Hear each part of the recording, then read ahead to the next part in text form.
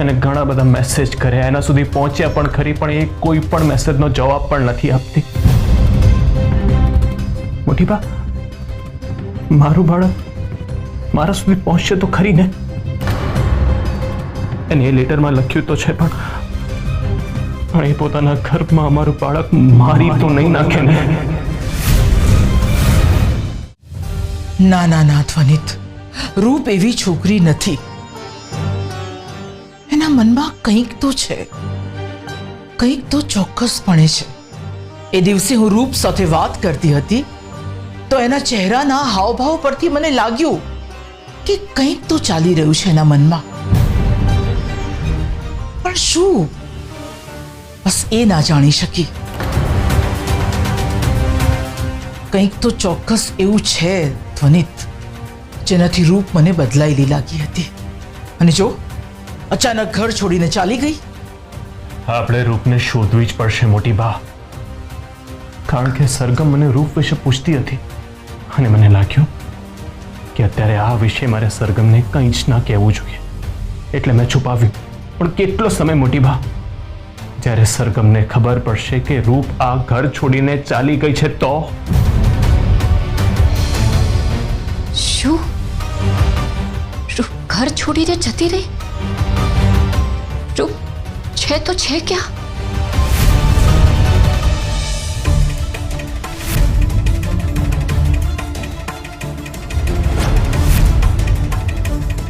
રૂપ, તું એ ઘરમાં પાછી જઈશ.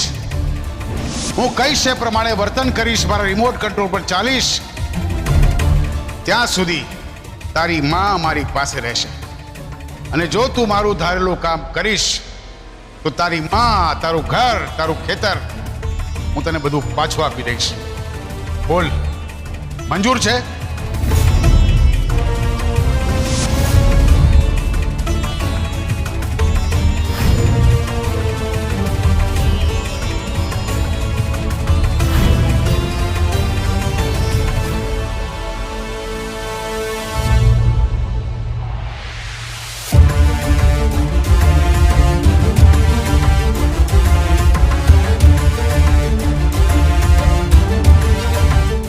હું નિર્ણય કરી ચૂકી હતી કે હવે આ ઘરમાં પગ નહીં મૂકું. સરગમ દીદીએ મારો ઉપયોગ કરીને એમનો સ્વાર્થ સાધ્યો છે, પણ હવે હું એમનો ઉપયોગ કરીશ અને મારો સ્વાર્થ સાધીશ. મારું ઘર અને મારી જમીન પાછી મેળવીશ.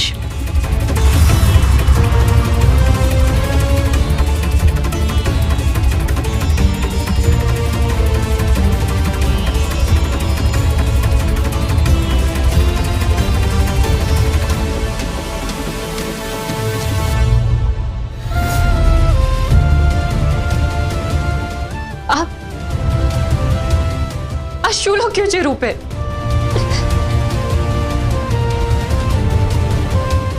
ધ્વનિત, હા,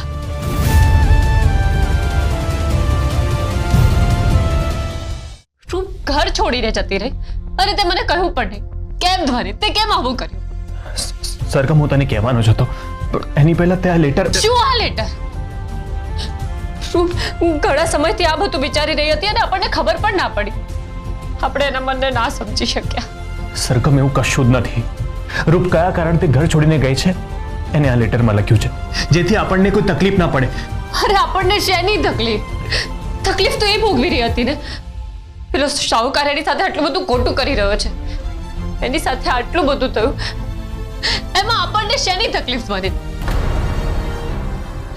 વનિત, એ છોકરી આપણી જવાબદારી છે. એના પેટમાં આપણું બાળક છે. અત્યારે તેની પરિસ્થિતિ પણ બહુ નાજુક છે. એ શાહુકાર એને કંઈ કરી નાખશે તો? હું ક્યાંય નથી ગઈ.